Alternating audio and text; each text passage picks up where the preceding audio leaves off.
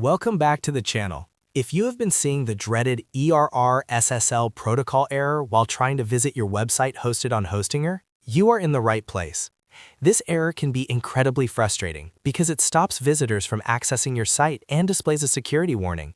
But the good news is that it is usually just a certificate configuration issue that we can fix in a few minutes. In this video, I will walk you through a simple step-by-step process to get your SSL certificate back on track and your site loading securely again.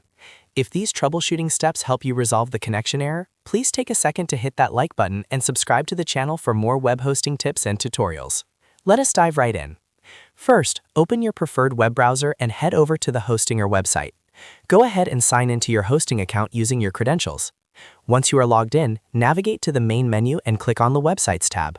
You will see a list of all your domains here.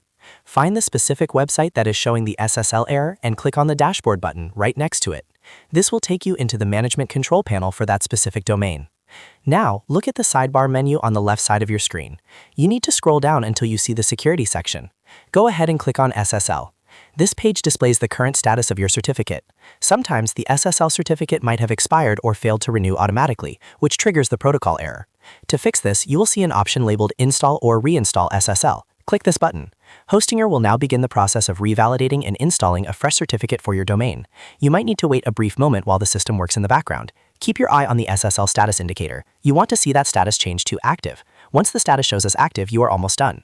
Another common reason for this error is that the secure connection is not being forced, or there is a mismatch in the redirection. Find the toggle for Force HTTPS and make sure that it is enabled. By turning this on, you ensure that every visitor is directed to the secure version of your site automatically.